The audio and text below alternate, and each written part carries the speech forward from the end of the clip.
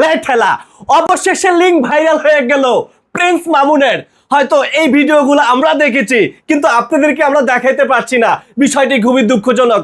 আমরা ইতিমধ্যে যে সামাজিক যোগাযোগ মাধ্যমে কিছুটা দেখতে পেয়েছি, তবে আমাদের কাছে কিন্তু যথেষ্ট পরিমাণে কিন্তু লিঙ্ক রয়েছে। আপনাদের কি মনে আছে বেশ কয়েক বছর আগে জান্নাত তোয়ার লিঙ্ক ভাইরাল হয়েছিল?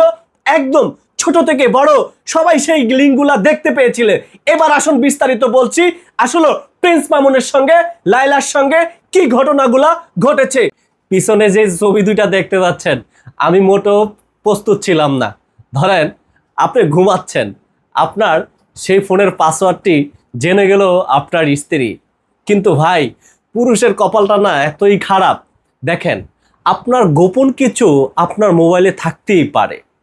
যদি ধরেন কোনোভাবে আপনার ওয়াইফ আপনার ফোনের পাসওয়ার্ডটি জানতে পারলো, আপনার গোপন কিছু, ধরেন আপনাকে হচ্ছে ঘুমের ওষুধ খাওয়াইলো বা কিছু একটা খাওয়াইলো, আপনার প্রচুর ঘুমাচ্ছেন, এই সময়টা আপনার ওয়াইফ যে গোপনীয় কিছু সে লিঙ্কগুলো যদি সামাজিক যোগাযোগ মাধ্যমে ভাইরাল করে দেয়, তখন আপনার মেজাজটা কিরকম লাগবে বলেন?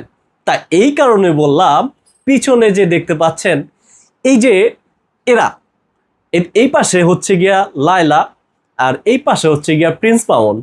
তো এরা মোটামুটি আমরা যেমনটা দেখলাম যে ইতিমধ্যে প্রিন্স মামুনকে বলল, প্রিন্স মামুন লায়লাকে বলল যে তিনটা মামলা দিছে আমার নামে, তারপরও তোমার খাজ মিটে নাই ভাই। তো এই যে লিঙ্কগুলা সামাজিক যোগাযোগ মাধ্যমে ভাইরাল, আমি সকালবেলা ঘুম থেকে উঠা দেই কি আমার মোবাইলেও পাঠাইলো লায়লা। তো মূল বিষয়টা হচ্ছে, দেখেন আমি বলতেছি, আপনারা স্বামী স্ত্রী যাই করেন না কেন, আপনার মোবাইলে এমন কিছু রাখবেন না যে লিঙ্কটা, ইতিমধ্যে এই লিঙ্ক নিয়ে কিন্তু সামাজিক যোগাযোগ মাধ্যমে আলোচনা হচ্ছে। তো এইটা আমি কোনোভাবেই প্রস্তুত ছিলাম না, আমি রীতিমতো হাসতে হাসতে শেষ। তো এক পর্যায়ে বলা যায় অবশেষে লিঙ্ক ভাইরাল হয়ে গেল প্রিন্স মামুনের।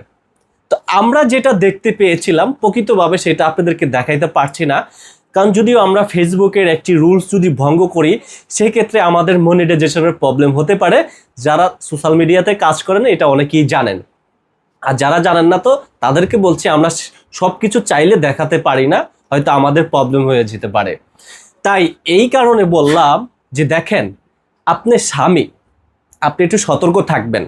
আপনি বাইরে কি করেন না করেন, আপনার মোবাইল ফোনে ভিডিও করে আনছেন বা ছবি তুলে আনছেন, কিন্তু আপনার স্ত্রী আপনাকে সন্দেহজনকভাবে সেগুলা করলো কি আবার সামাজিক যোগাযোগ মাধ্যমে ভাইরাল করে দিল।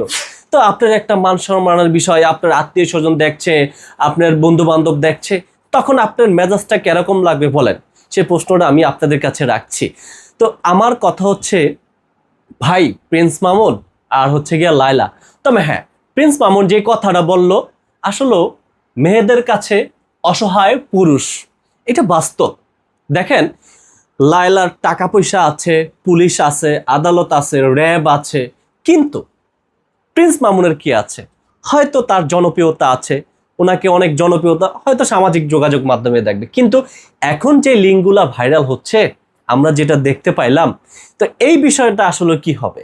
তো এটার জানার অনেকেই আগ্রহ রয়েছেন যে এই যে লিঙ্কগুলা ভাইরাল হচ্ছে কিছুদিন পর পর, আপনাদের নিশ্চয়ই মনে আছে গত 1 থেকে 1.5 বছর আগে জান্নাত তোহা তাদেরও কিন্তু লিঙ্ক ভাইরাল হয়েছিল।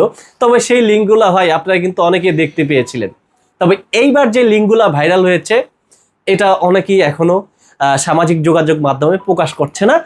তবে দেখা গিয়েছে যে অন্য আরেকটা মেয়ের সঙ্গে প্রিন্স মামুনের যে একটা রিলেশন, সেটা থাকতেই পারে ভাই। আর প্রিন্স মামুন যে কথাটা বলল যে তুমি 50 বছর বুড়ি, তোমার সঙ্গে কি আমার যায় নাকি, তো এই কথাগুলা সঠিক বলেছে। আর আমি বেশি কিছু বলতে চাচ্ছি না।